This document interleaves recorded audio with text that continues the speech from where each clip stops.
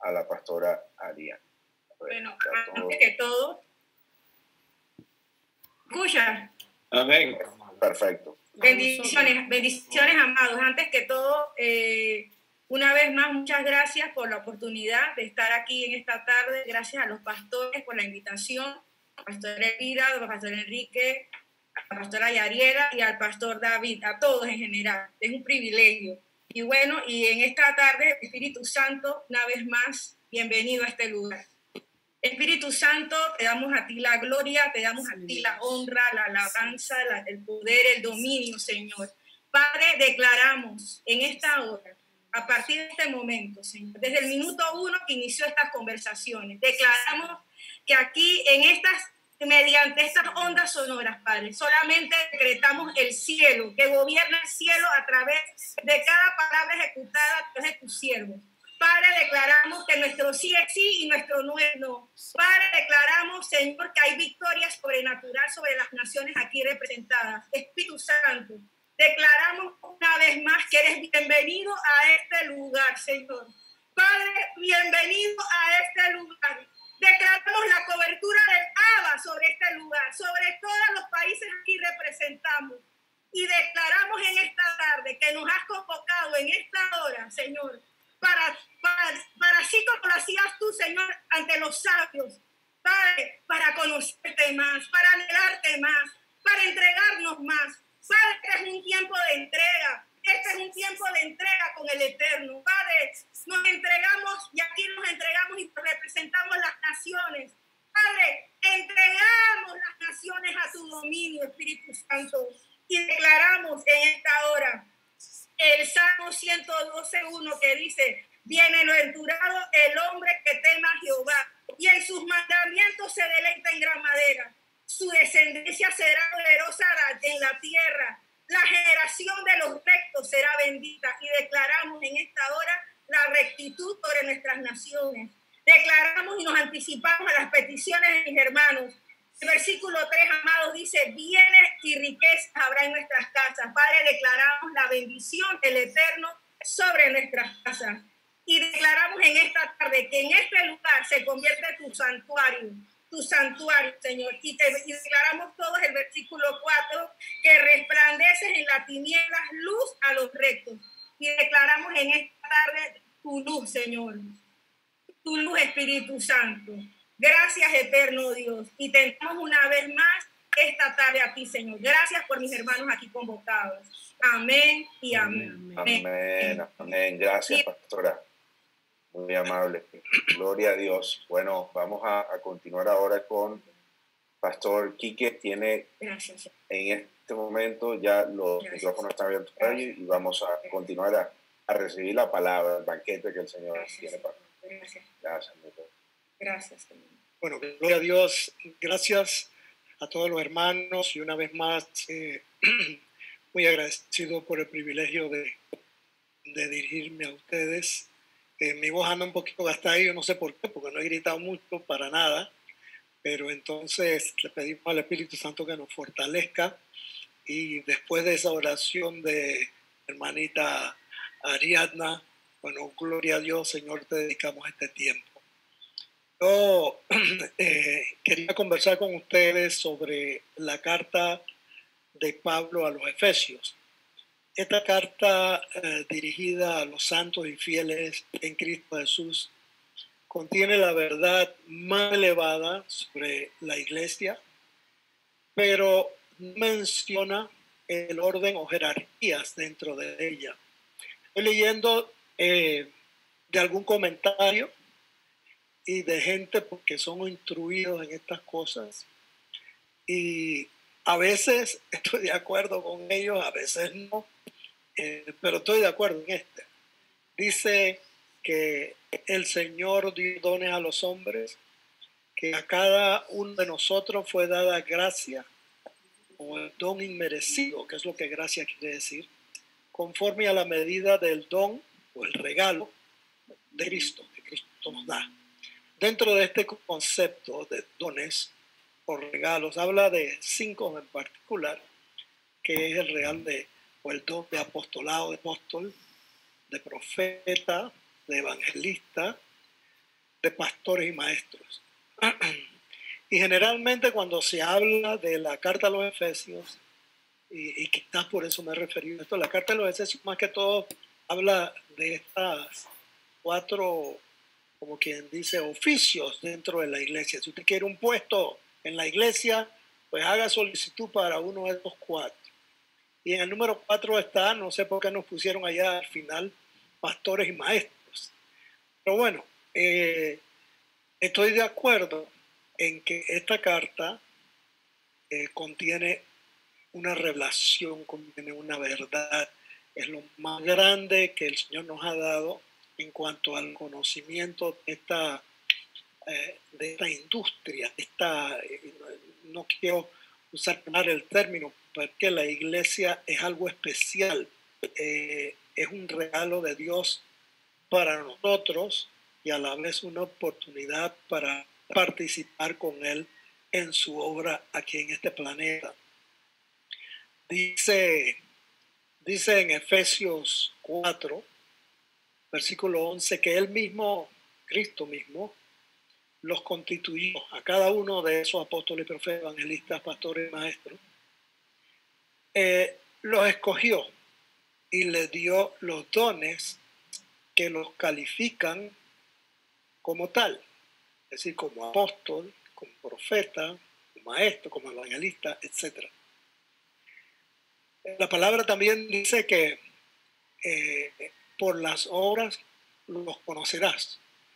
O sea que las obras del apóstol definitivamente dan testimonio de que el hombre en realidad, ese hombre en particular, es apóstol. Y en el caso de Pablo, que es el que vamos a ver, ciertamente las cosas que Pablo hizo durante su vida terrenal dan veracidad de su ministerio como apóstol.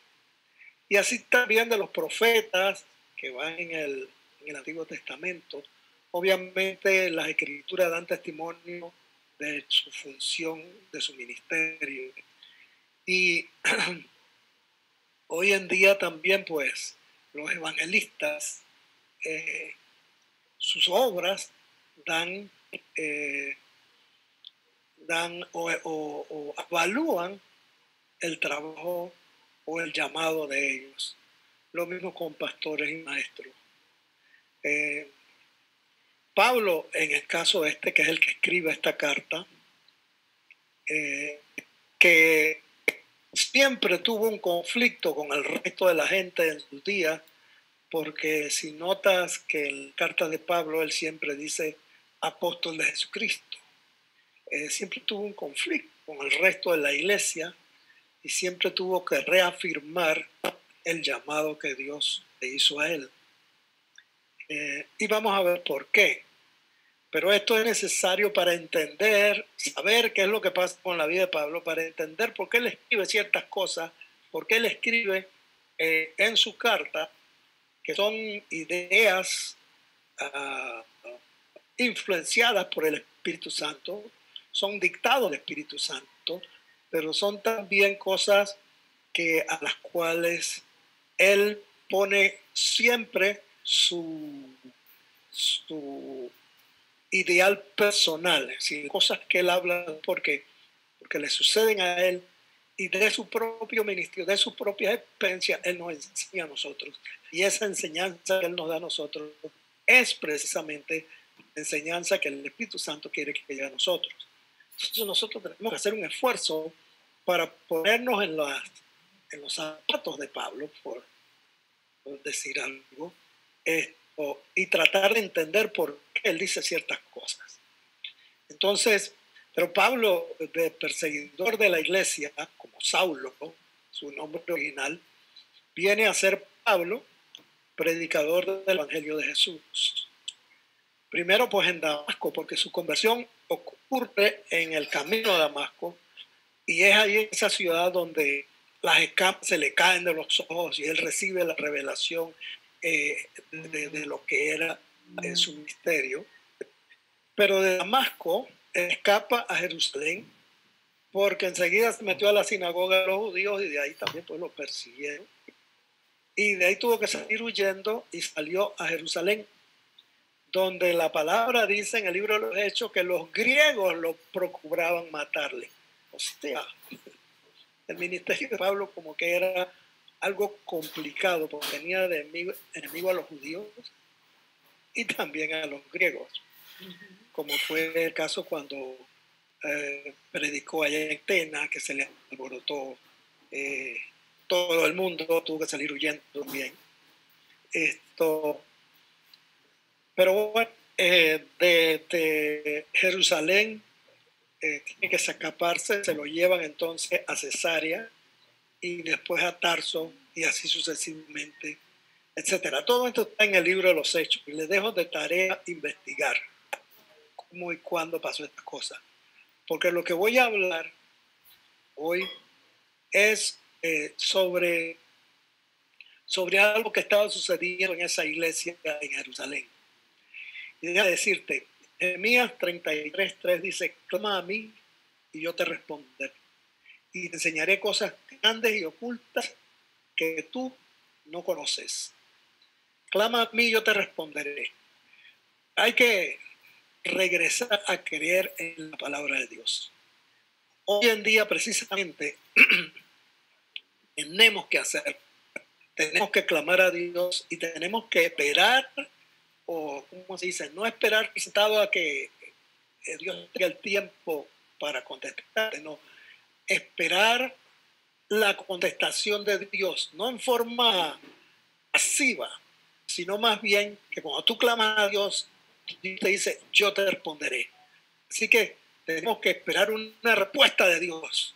Tenemos que creerle a su palabra.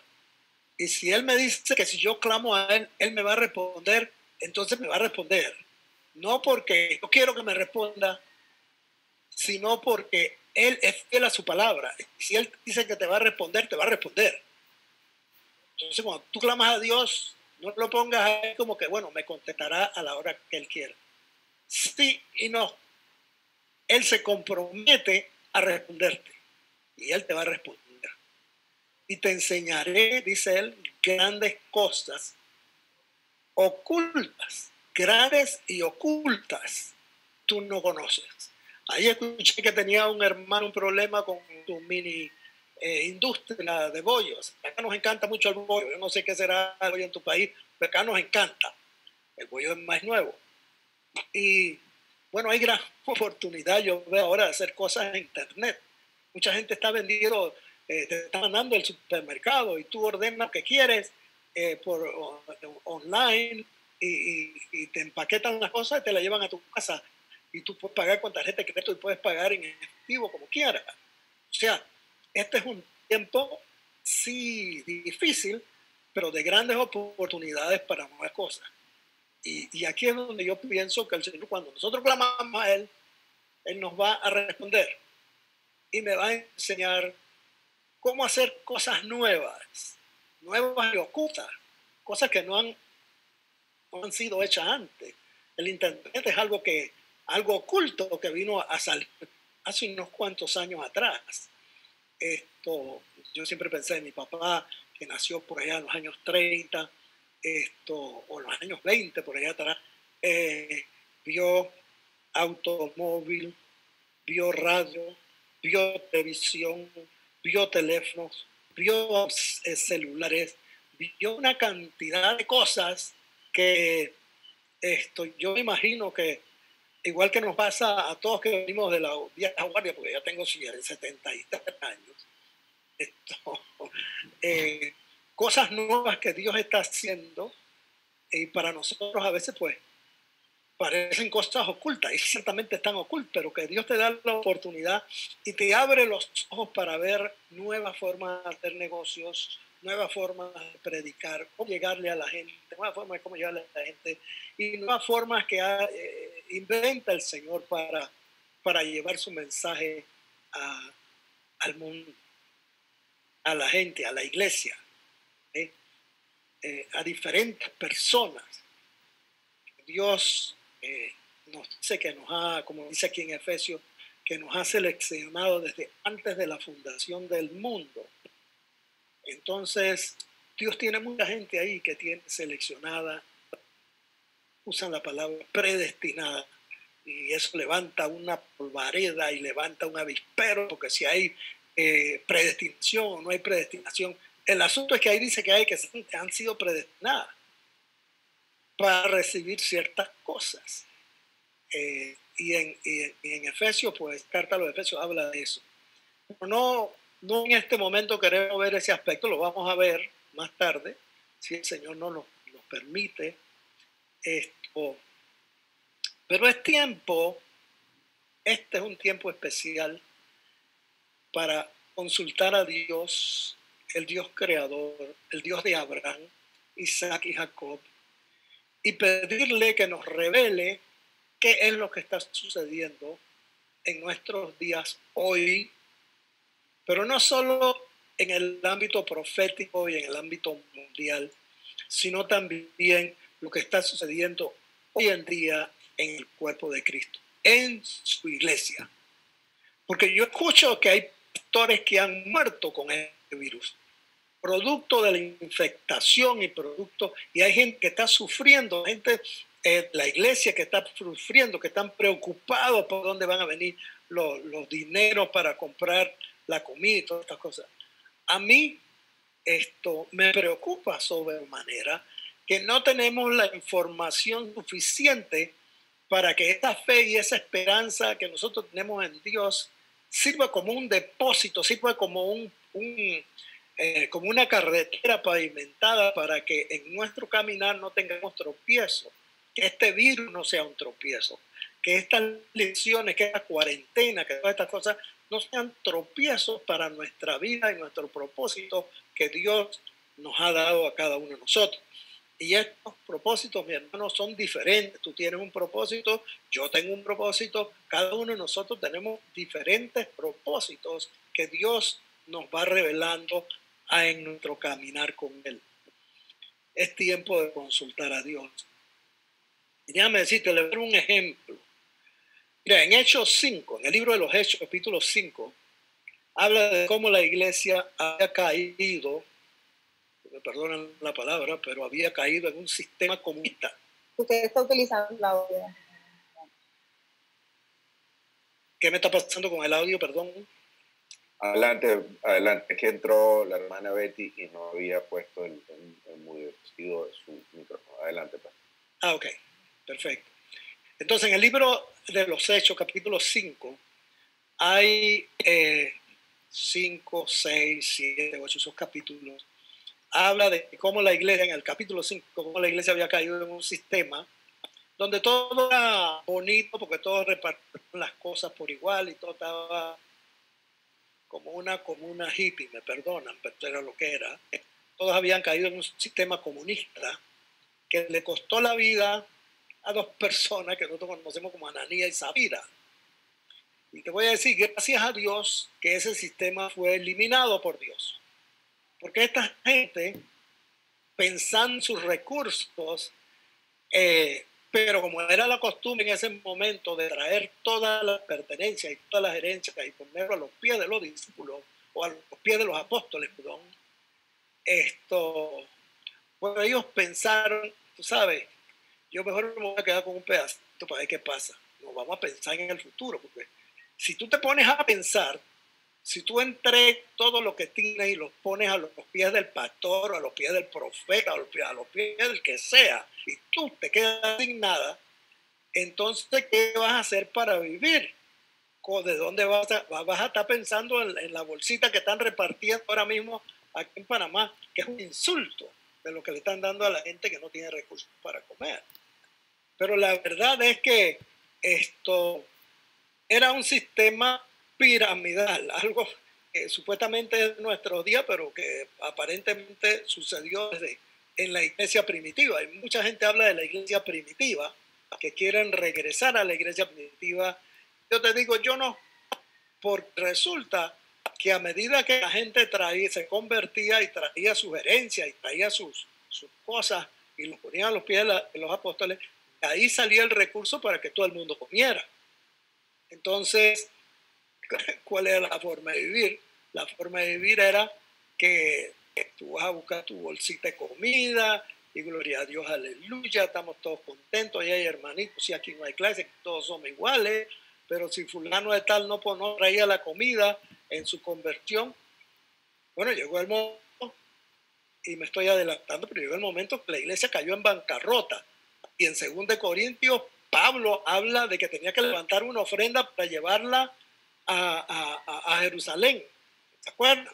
Entonces, algo pasó allí que el sistema de financiamiento no funcionó. Entonces, muy poca gente habla de eso. Yo nunca he oído hablar de eso, pero a mí sí me preocupa y sí la estudié y sí la quiero presentar con ustedes para que ustedes se forjen una opinión sobre la situación de la iglesia en ese momento.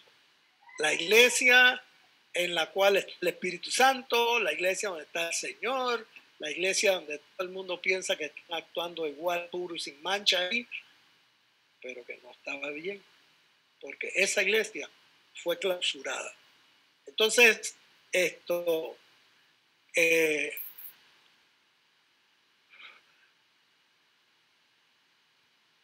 siguiendo mis notas aquí. Entonces, en Hechos capítulo 8, se habla de una persecución a la iglesia y cómo fueron dispersados por toda Judea, Samaria, pero que los apóstoles se quedaron en Jerusalén. Pero usted ha pensado alguna vez por qué los apóstoles se quedaron en Jerusalén. La predicación del evangelio había sido, o la ordenanza del Señor había sido, ir y predicar a todas las naciones. Pero quédense en Jerusalén hasta que hayan sido investidos con poder. Bueno, al parecer hicieron caso en quedarse en Jerusalén, pero el llamado era predicarle a todas las naciones. Y mire cómo es que es. Le pido al Señor que nos abra los ojos espirituales para ver lo que estaba sucediendo aquí. Aquí lo que estaba sucediendo es lo que está sucediendo hoy en día en nuestras iglesias también. Y quiero que les voy a hablar de lo que dice la palabra. Y no quiero ni insultar ni molestar a nadie, pero les voy a predicar lo que dice la palabra. Es que ya habían pasado 5 años.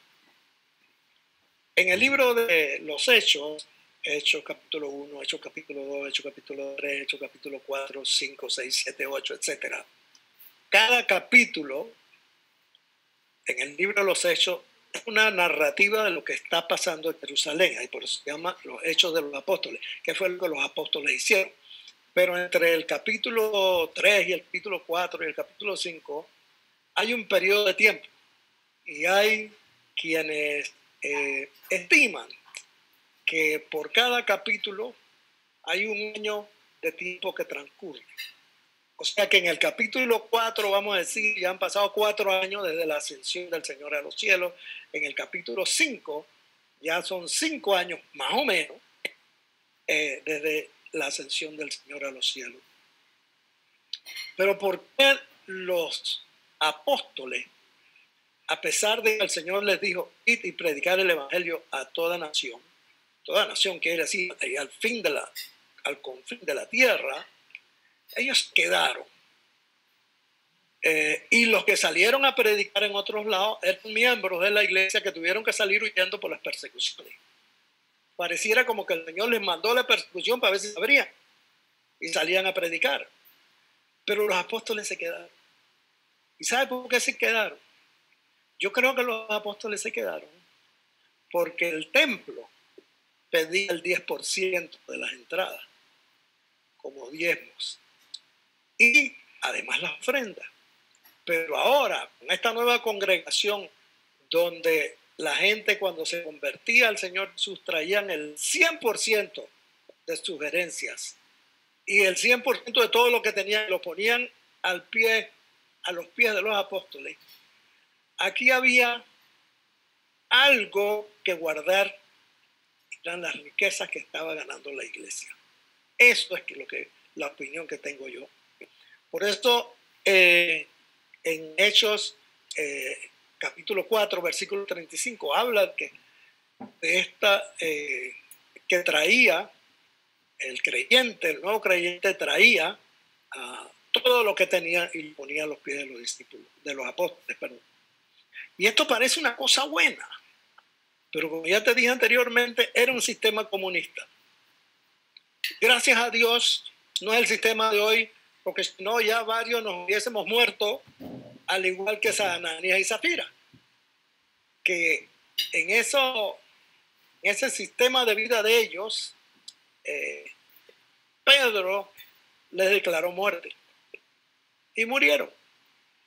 Entonces, ¿cómo eso, hermano? Que Pedro, bueno, él habló y dijo que ellos habían robado el Espíritu Santo y que por el robo del Espíritu Santo, listo para la foto.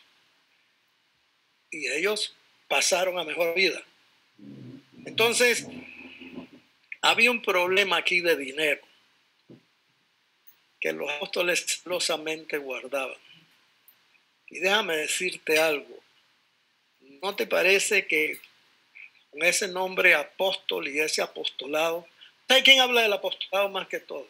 El apostolado tú lo escuchas en los términos católicos. Según el apostolado del Papa fulano de tal y el apostolado del Papa fulano de tal, ahí es el único lugar donde se habla la palabra apostolado, quiere decir que el Papa es el apóstol.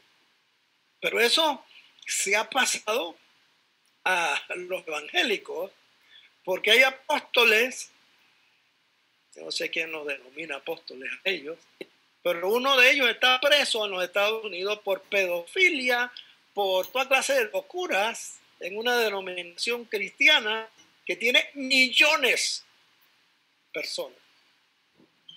Entonces, y que millones de dólares también, y que todo es del apostolado, y que tiene millones de dólares allá en el Vaticano, y que todo es del apostolado. Entonces aquí hay una similitud, y aún en las denominaciones evangélicas, la palabra apóstol es sinónimo de iglesia grande, ministerio grande, de los ministerios que tienen que sembrar el diezmo en el apóstol. Hay una directa relación entre bendición económica, y entre más grande la bendición económica, más grande la unción. Entonces, nunca me ha cuadrado a mí personalmente estos términos y esta forma de obra. Hay quienes, conozco varios que se han salido, bueno, precisamente de ese orden de cosas porque no les ha gustado el movimiento económico. Ahora, pero no solamente el dinero era el problema. En la iglesia esa primitiva en Jerusalén, donde murió Ananías y Zafira por asuntos de dinero, no solamente era el dinero el problema, sino que había otro problema más, y es el problema de la religiosidad. Son los dos actores grandes aquí. Y déjame explicarte. Esta religiosidad la vemos, por ejemplo, en el libro de los Hechos, nuevamente, capítulo 10, otra vez, más o menos 10 años después de la ascensión del Señor a los cielos, 10 años después de Pentecostés, y más o menos 3 años después, aproximadamente 2 o 3 años, después de la conversión de Saulo a Pablo. Entonces, yo te pido, Señor, nos abra los ojos espirituales para ver esto que estoy tratando de expresar aquí. En 10 años, hay una tremenda religiosidad que no le permite a la iglesia desempeñar el propósito para la cual fue creada. Mira, Pablo en el capítulo 10, versículo 28 del libro de los Hechos dice: vosotros sabéis cuán abominable es para un varón judío juntarse o acercarse a un extranjero. Por eso es que el Espíritu Santo tuvo que bajarle 3 veces el lienzo a Pedro. Pedro era el que el Señor dio: yo te doy las llaves del reino. Él tenía las llaves del reino de los cielos. Y cosa que, bueno, nuestros amigos allá en el Vaticano hacen mucho, ponen mucho peso en esa escritura y en esa expresión del Señor Jesús. Pero la verdad es que Pedro tenía las llaves del reino y le tocaba a él abrir las puertas del reino de Dios, oficialmente. Pero lleva 10 años Pedro metido en esa religiosidad, donde para él ir a predicar el evangelio a otra nación pues es un problema, porque para él es abominable juntarse o acercarse a un extranjero.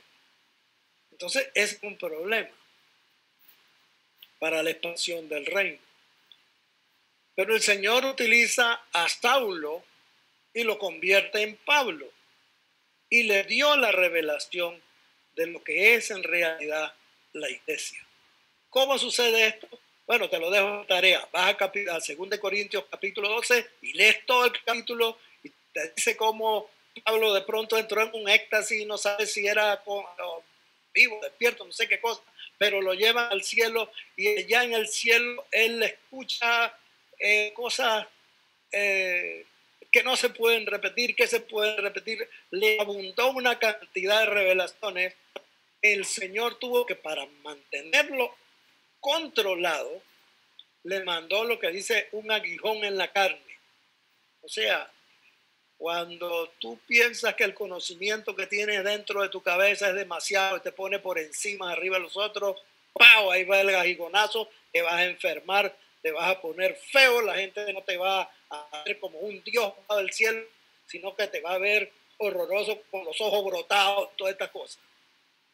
Y ese era el problema que tenía Pablo, y por eso era el aguijón en la carne de él. Y yo le pedí, dice Pablo, tantas veces le pedí a Dios que me lo quite, y él le dice: no, bástate con mi gracia.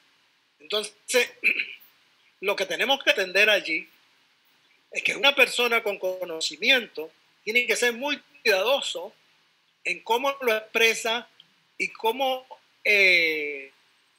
lo enseña y le lleva el conocimiento a la gente, porque esto lo puede sobreexaltar al individuo de tal manera que la gente queda adorándolo, como pasa en muchas iglesias, como pasa con el apóstol este y el apóstol otro. Aquí hay que tener aquí hay que cortar una tela muy fina. Ciertamente Pablo tenía un conocimiento especial y una revelación especial. Pablo era muy cuidadoso en cómo él se proyectaba a la gente. Y Pablo era un apóstol, pero era en realidad un sembrador de iglesia. Él comenzaba la congregación, arrancaba, ponía un pastor y se iba para otro lado. No le pasó como a los apóstoles en Jerusalén, que se quedaron. La cosa quedaba más grande y más grande y más grande. Entonces, es algo que tenemos que tener mucho cuidado. Ahora,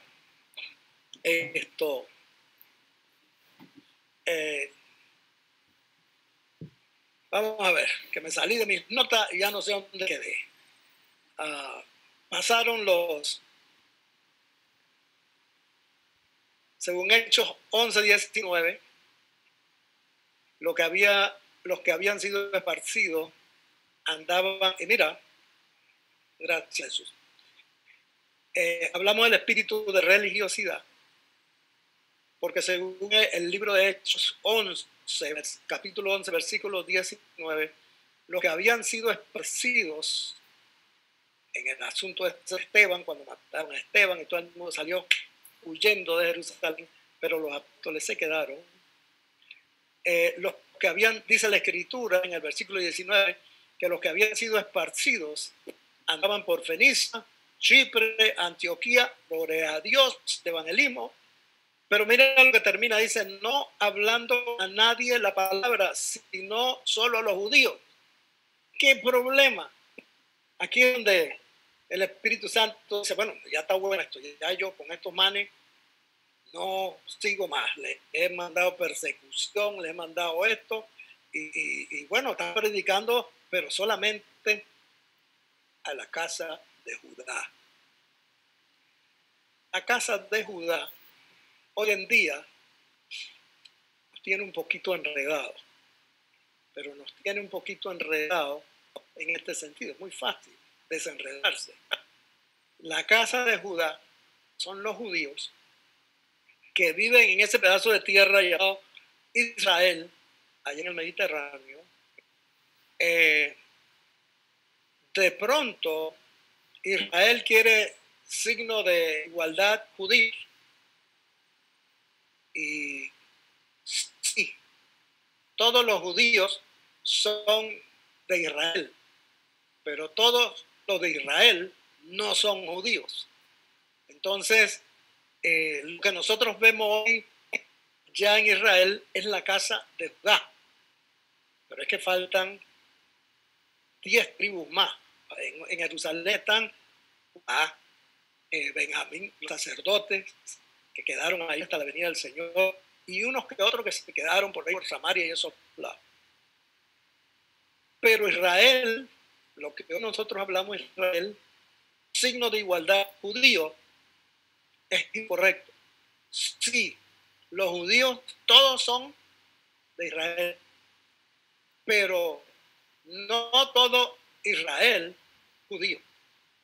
Así que no podemos confundir esos términos, porque nos tienen enredados y las profecías no van a trabajar para nosotros, porque tiene ese concepto como ojalá podamos estudiar el libro de Ezequiel.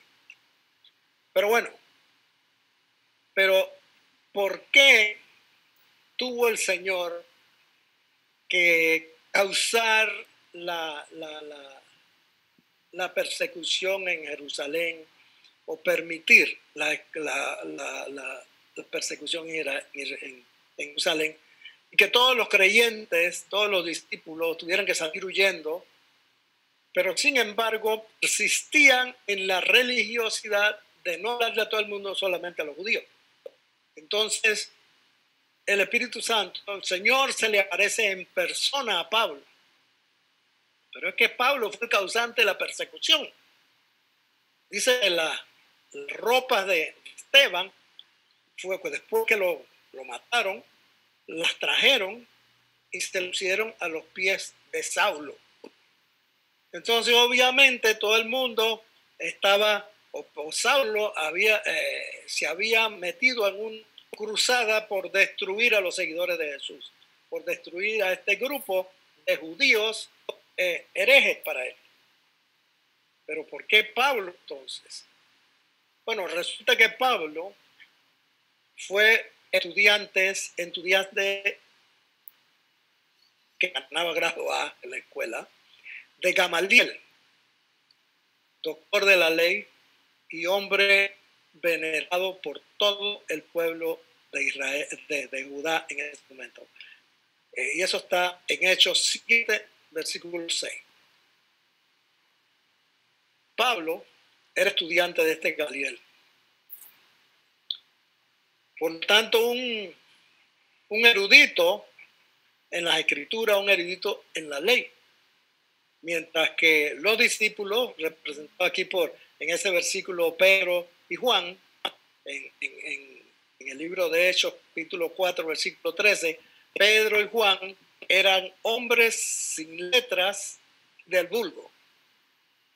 Entonces había un problema aquí, que los sacerdotes oían de este Mesías y oían de milagros y cuestiones de este.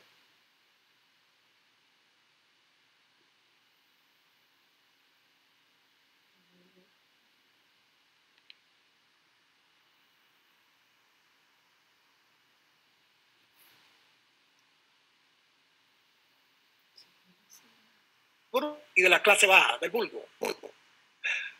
Eso es algo que siempre ha causado problemas, en especial a Pablo. Pablo era un doctor en la ley, mientras que Pedro y Juan y el resto de los apóstoles eran hombres poco estudiados. Sí tenían a lo mejor algún estudio, no sé, pero lo cierto es que le tocó a Pablo un entendido en la ley. Escucha esto, Pablo era el mejor estudiante de Gamaliel y Pablo era un doctor en la ley y le toca a Pablo, explicar en qué consiste la iglesia y cómo es la relación judío-gentil, y resume lo siguiente. Voy a tratar de resumirla aquí rapidito. Pero te adelanto que en la vida de Pablo siempre tuvo Pablo que defender el hecho de que Dios lo había llamado a él para ser el vocero y el estructurador, por decirlo así, de lo que es la iglesia, el cuerpo de Cristo de hoy en día. Y siempre tuvo ese conflicto donde él tenía que defender esa posición, ese llamado. Por eso él dice, si lees todas las cartas de Pablo, dice, Pablo, apóstol de Jesucristo, por voluntad de Dios. No por voluntad de hombres, sino que a mí me puso en esto Dios. ¿Y qué problema de extremistas? Porque Saulo era un enemigo de Cristo, perseguidor de la iglesia, a tal manera que los apóstoles inicialmente le tenían pánico ahí en Jerusalén y no querían saber de ese man. Si ese tipo persigue a la iglesia, mata a los seguidores, no quiero saber nada con él. Entonces, sin embargo, Pablo pues tuvo que salirse de Jerusalén, perseguido no solamente por los judíos, sino también por los griegos, como dice la palabra ahí en Hechos, pero entonces también poco aceptado por los mismos cristianos, aunque él predicaba a Cristo, porque o no lo creían o le tenían miedo. Lo cierto es que llega el momento en que Pablo, el Señor lo bendice y tiene esta congregación en Antioquía, tiene esta congregación en Tarso, su ciudad natal, y entonces los pilares de la iglesia en Jerusalén escuchan que Pablo está predicando. Vaya la vida, que es lo que está predicando Pablo. Entonces le mandaron unos espías, le mandaron a Pedro de espía, y Pedro llega allá y escucha a Pablo, y Pedro dice, wow, yo no... Se acordó Pablo de lo que había pasado allá en la casa de Cornelio y dice, bueno, yo la verdad es que no tengo ningún problema con lo que está predicando Pablo. Y él se quedó allá con Pablo. Pero la gente en Jerusalén sigue con la incógnita, chuleta, como decimos aquí en Panamá, chuleta. Mandamos a Pedro y entonces Pedro se quedó allá con Pablo. Vamos a mandarle a otro grupo para ver qué es lo que está pasando porque necesitamos información. Entonces, cuando llega el segundo grupo allá, Pedro entonces, y Pablo le dice que él es un hipócrita porque antes te reunías bien con nosotros, pero ahora te metiste con los otros socios acá. Y entonces a mí me parece que eso es muy hipocresía, le dice Pablo. Todo eso está en el libro de los Hechos. Entonces, ahí está. Pero es que no hay nada malo con lo que Pablo está predicando a final de cuentas. Entonces el concilio en Jerusalén, esa palabra es como muy actualizada. Vivimos de concilio, el concilio de la Asamblea de Dios, el concilio de los cuadrangulares, el concilio de tal otra cosa. El concilio, la palabra concilio en Jerusalén en ese momento era un grupo que conciliaba las diferencias. Eso es lo que el concilio quiere decir. Concilio no es una organización de poder, sino un grupo de gente que concilia, que hace que las cosas todas fluyan, que las pongan igual. Vamos a ver la diferencia tuya con la diferencia nuestra y vamos a conciliar diferencias. Es lo que la palabra conciliar quiere decir. Entonces, el concilio en Jerusalén, buscando la armonía, buscando la igualdad, en el versículo 24, Hechos 15, le manda una nota a la gente allá, a los de Pablo. Y dice, hemos oído, versículo 24, que algunos que han salido de nosotros, a los cuales no dimos orden, os han inquietado con palabras, perturbando vuestras almas, andando a circuncidaros y a guardar la ley. Mira, dice que el mandar a guardar la ley y mandar a circuncidar es algo que perturba las almas de los nuevos creyentes.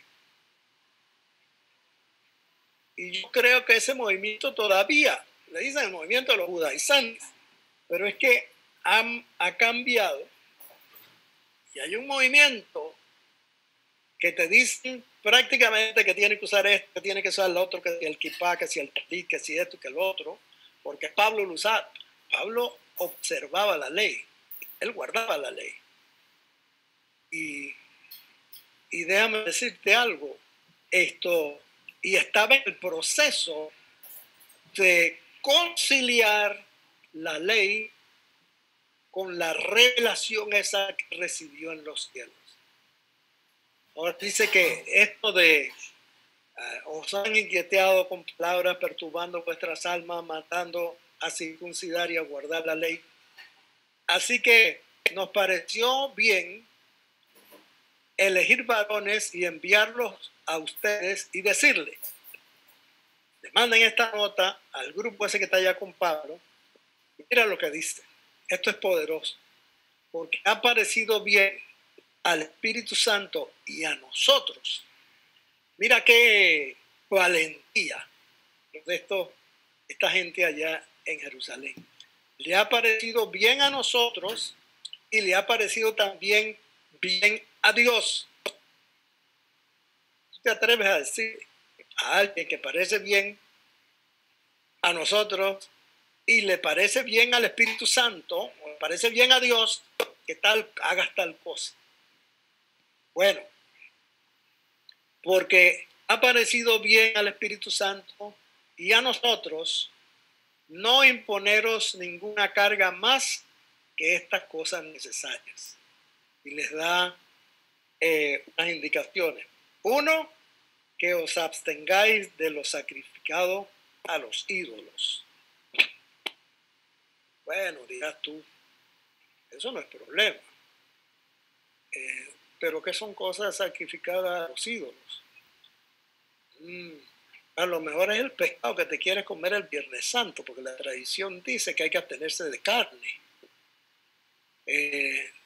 Lo otro que dice es que abstengáis de sangre, de ahogado, de sangre.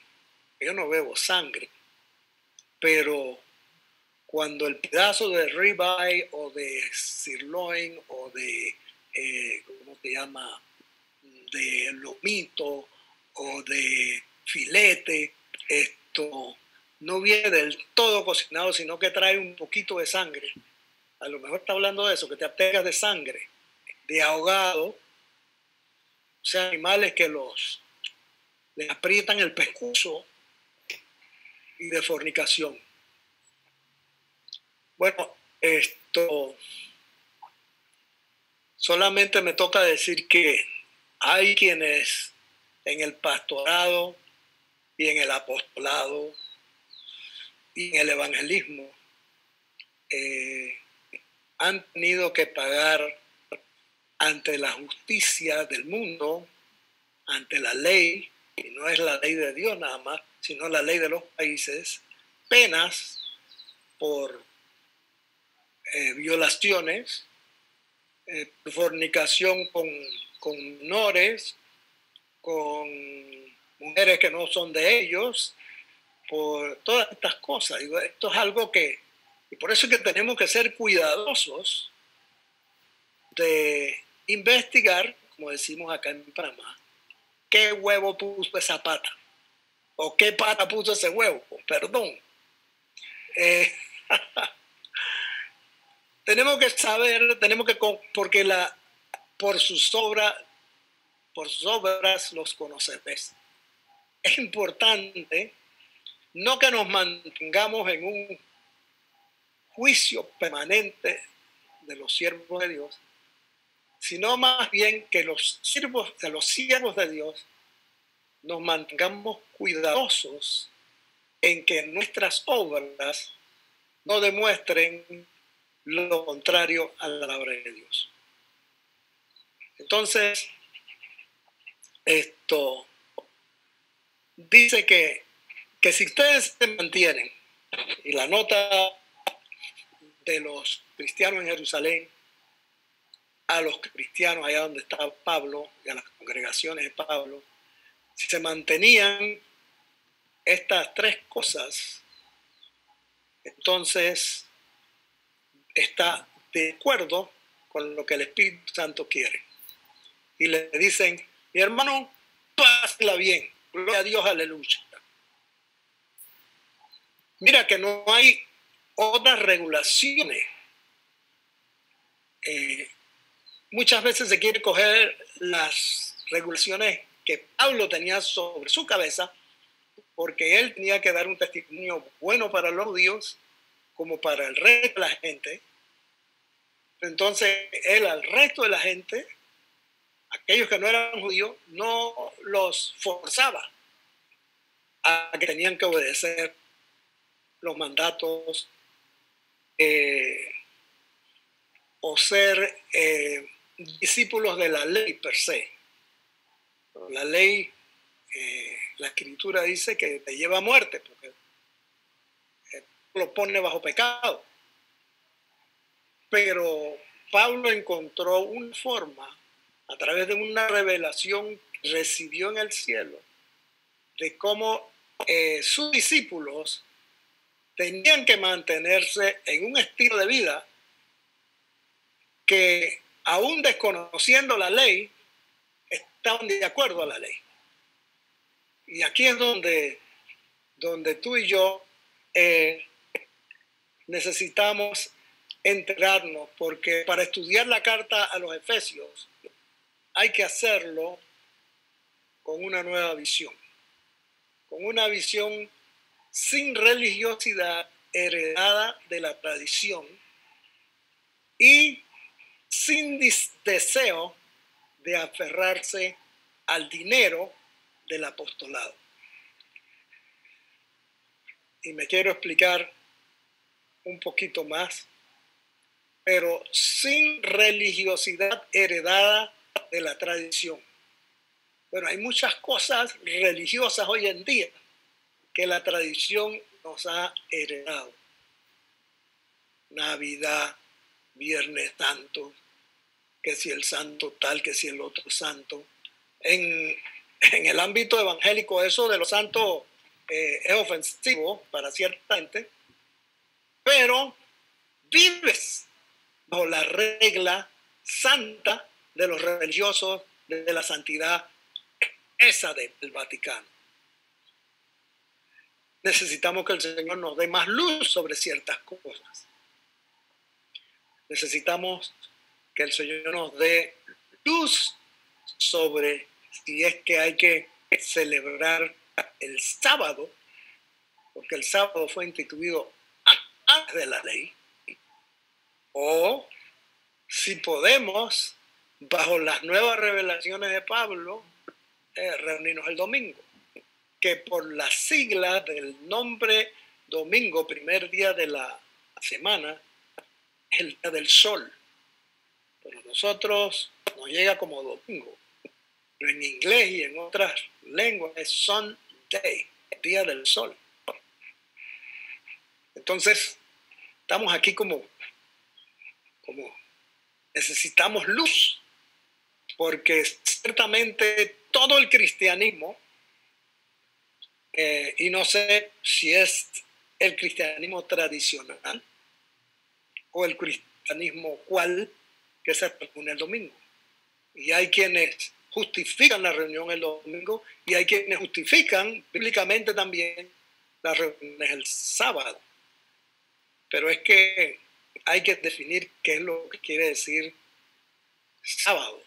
Sábado es el séptimo día de la semana. Y mira, déjame decir, de Jerusalén para allá, para el resto de los países hacia el este, no se habla ni de lunes, ni de martes, ni de miércoles, ni de jueves, porque esos son nombres paganos honrando los días de la semana. De Jerusalén para allá se habla del día primero, del día segundo, del día tercero, del día cuarto. Pero tú no lo sabías. Entonces, tu tradición a lo mejor te está diciendo, sí, tenemos que reunirnos el domingo porque es el primer día de la semana, y todas estas cosas. Pero en el fondo, ya en el concolón de la paila, como decimos aquí en Panamá, el diablo es el que controla. Mi pueblo perece porque le falta conocimiento. Al igual que Pablo, ya me estoy quedando sin tiempo, al igual que Pablo, tú y yo tenemos que ser eruditos, porque si la palabra dice que tú tienes la mente de Cristo y Cristo es Dios, entonces tú tienes que tener la mente de Dios, mi brother y mi hermana, mi sister. En ti cabe todo el conocimiento de Dios porque la palabra dice que tú tienes la mente de Cristo.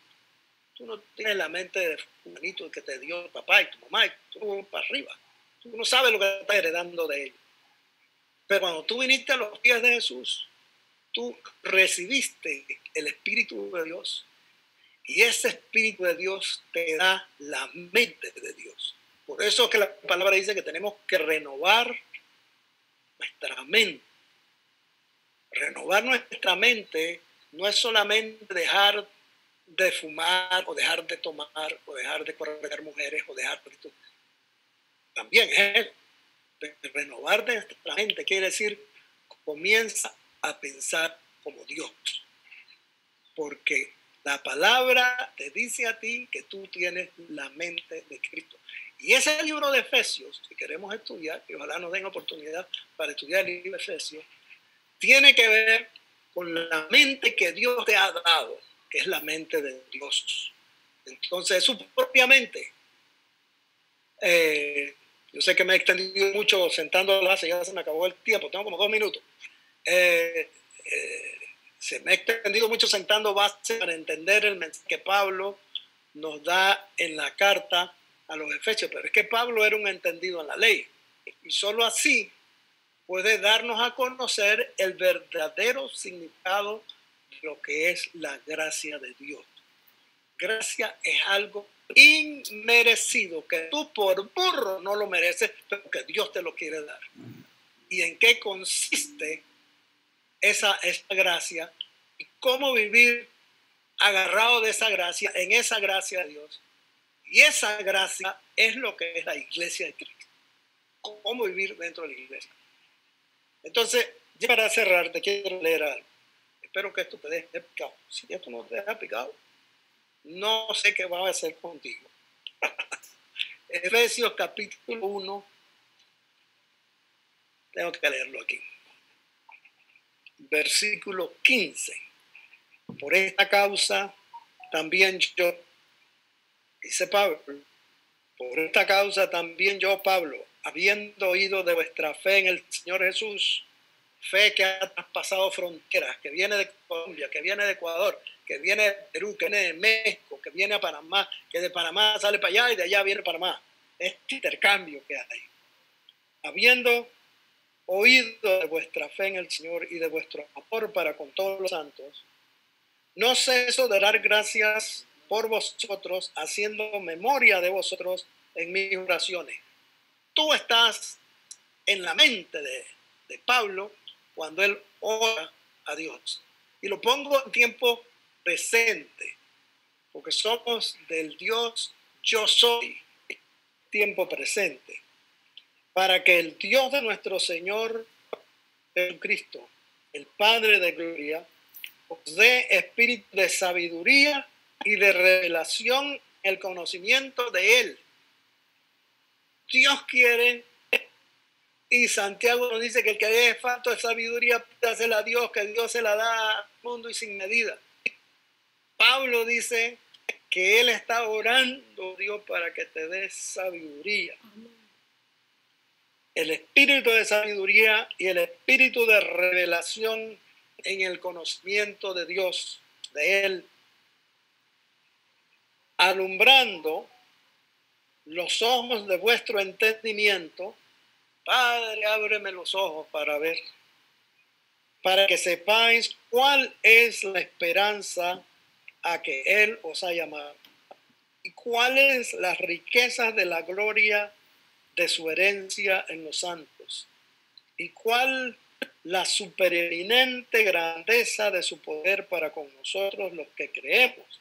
Eso somos tú y yo, según la operación del poder de su fuerza, la cual operó en Cristo, resucitándole de los muertos y sentándolo a su diestra en los lugares celestiales. Mira, Dios quiere que tú conozcas ese poder. Este es un poder que va por encima de este virus y esta peste y toda esta cochina que está aterrando al mundo.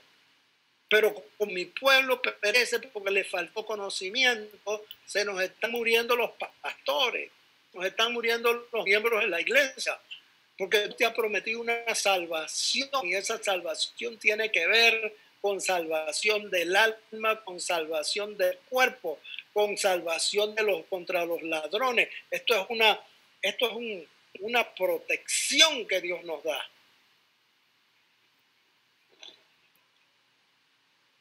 Resucitándole de los muertos y sentándole a su diestra en los lugares celestiales sobre todo principado y autoridad, poder y señorío, y sobre todo nombre que se nombra, no solo en este siglo, sino también en el venidero. Sobre todo principado. Tú sabes que este coronavirus ha adquirido el poder de un principado invisible, porque no lo ves, pero que te mata si tú no le crees a Dios. Si tú no haces lo que Dios te dice, ve, es hora de que te escondas en tu casa.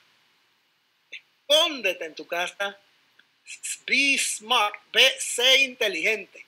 Y quédate ahí dentro de tu casa hasta que pase la maldición, hasta que pase la peste.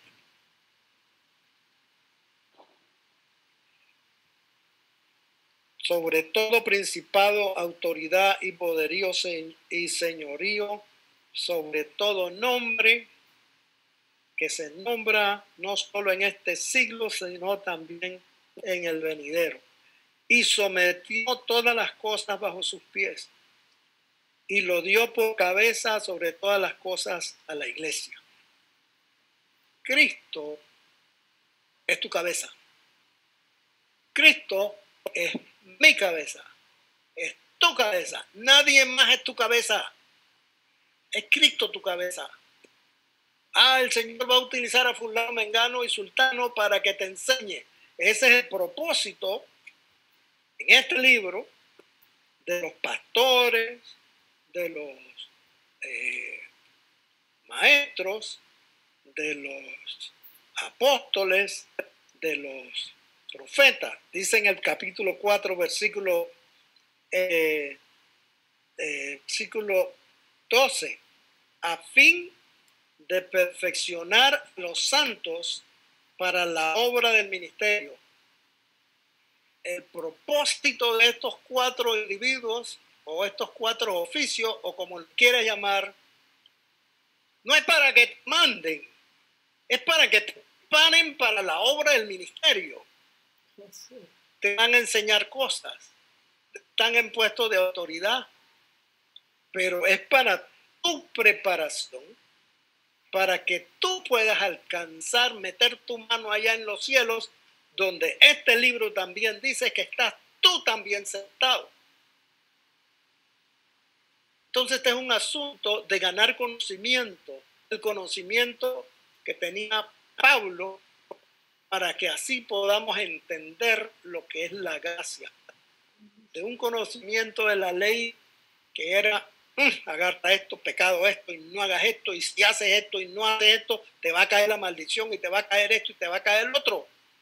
A un sistema donde vamos a vivir bajo la gracia de Dios, bajo el don, el regalo no merecido. Pero ese es el sistema de Dios. Eso es lo que le da la gana a Dios. Y entonces voy a leer otra ya para terminar. Ahora sí. Capítulo 3, versículo 8. Mira, si nosotros no tenemos la mente de Cristo, si nosotros no tenemos el querer, dice que Adán y Eva fueron hechos a imagen de Dios. Bueno, la imagen de Dios, ¿qué es una imagen de Dios? La imagen de Dios, si tienen ruedas y un motor de gasolina, no está hecho a la imagen de Dios, está hecho a la imagen de un carro. Y si tiene 4 patas, no está hecho a la imagen de Dios, está hecho a la imagen de un caballo o de un animal. Pero dice que Adán y Eva están hechos a la imagen de Dios, fueron hechos a la imagen de Dios. Entonces tienen que pensar como el Dios. Dice que en el Nuevo Testamento dice que Jesús, que Cristo, es la imagen del Dios invisible. Entonces, wow, la imagen del Dios invisible. Yo tengo de alguna forma que creer y ser el instrumento de Dios para hablar las verdades, porque Él me dice a mí, te dice a ti que tú tienes la mente de Cristo. Mira, capítulo 3, versículo 8. Dice Pablo: a mí, que soy menos que el más pequeño de todos los santos, me fue dada esta gracia de anunciar entre los gentiles el evangelio de las inescrutables riquezas de Cristo, y de aclarar a todos cuál sea la dispensación del misterio escondido desde los siglos en Dios, que creó todas las cosas. Mira, este asunto de la iglesia es algo que a mucha gente pasa por allá a 30,000 pies de altura, donde vuelan los chistes, porque no llegan a comprender, ni se atreven a tratar de comprender lo que sigue ahí. Dice: para que la multiforme sabiduría de Dios sea ahora dada a conocer por medio de la iglesia. Ese eres tú y ese soy yo. Por medio de la iglesia, a los principados y potestades en los lugares celestiales. Esos serán los ángeles. ¿Esos serán qué? Bueno, yo no creo que sean ningún demonio, porque el demonio, olvídate que quiere saber nada de Dios. Lo que me dice también que la multiforme sabiduría de Dios es desconocida por principados y potestades en los lugares celestiales, porque hay una multiforme sabiduría de Dios que le toca a la iglesia enseñarles a estos socios allá arriba. Así que cuando tú estás en la iglesia y tú estás predicando la palabra, no el religiosismo que hay, ni el tradición tú y la tradición del otro, sino que estás enseñando palabra de Dios, tú vas a tener ángeles ahí en tu congregación sentados allí, entendiendo sobre la multiforme sabiduría de Dios. Eso es lo que te quiere decir esta escritura aquí. Conforme al propósito eterno que hizo en Cristo Jesús, nuestro Señor, en quien tenemos seguridad y acceso con confianza por medio de la fe en Él. Este es el propósito.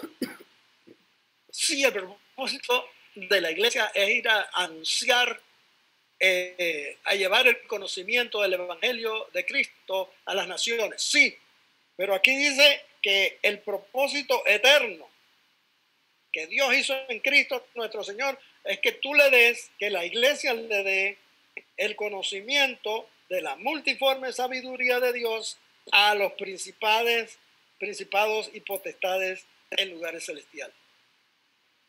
Yo no sé si esto te reta o te mete un mazazo en la cabeza que te deja aturdido, pero en mí despierta la curiosidad por entender bien este asunto de la sabiduría. La sabiduría que Salomón pidió para reinar, para gobernar el pueblo que Dios le había puesto en sus manos cuando él era un muchacho de 17, 18 años. Y en esa sabiduría venía un paquete de atributos, de arendas, de cosas que si no las lees en Proverbios 7, 8 y 9, nunca vas a saber lo que es la sabiduría.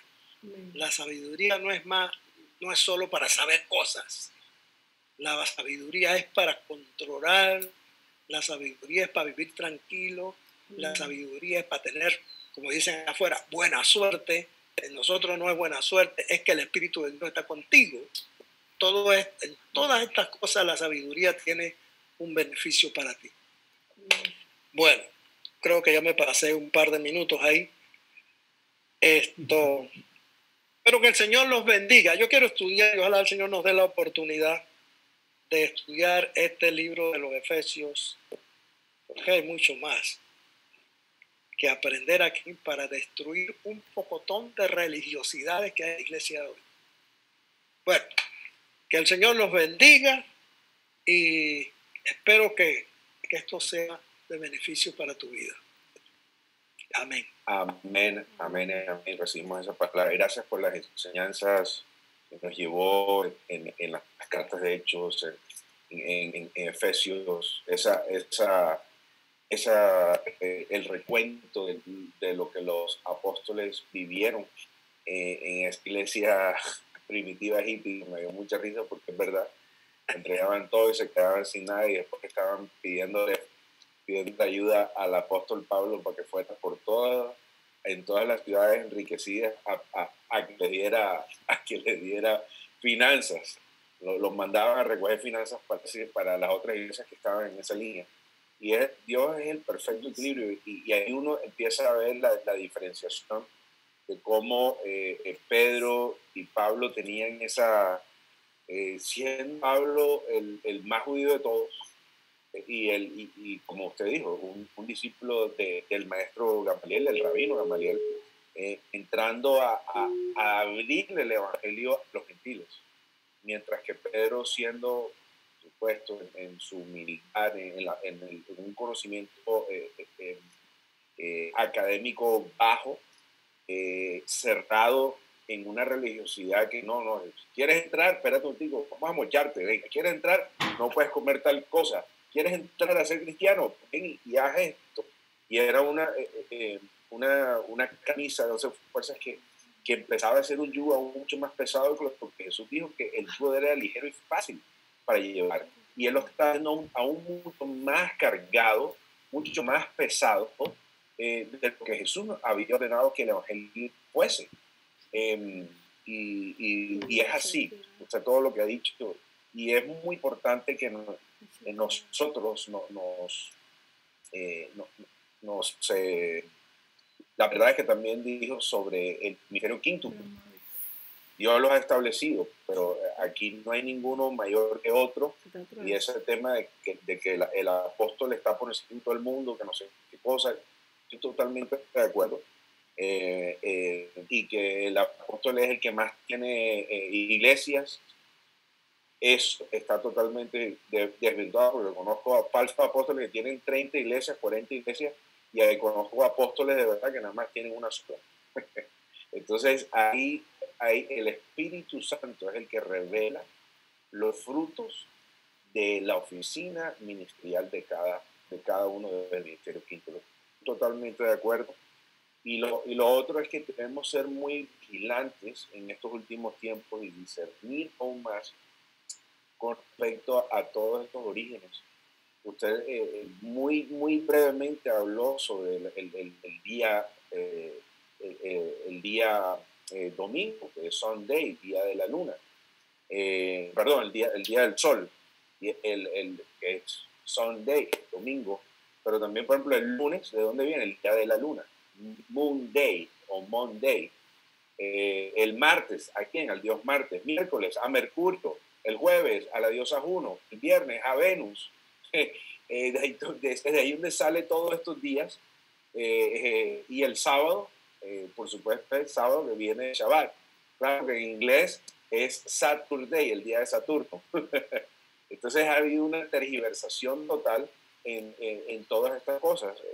Y así nosotros debemos revisarnos, sacar de nuestro interior y de preceptos, que yo creo que es ahí donde el Señor nos instruye a que a través del Espíritu Santo renovemos nuestra mente, estemos constantemente revisando qué tradición, qué espíritus, inclusive a través de espíritu de tradición, que es un espíritu que puede haber sido llegado primero por nuestras costumbres nacionales, por nuestras costumbres o tradiciones étnicas de donde venimos, por supuesto también de esa iglesia que Roma también permeó, porque inclusive mira que el Shabbat hasta el siglo IV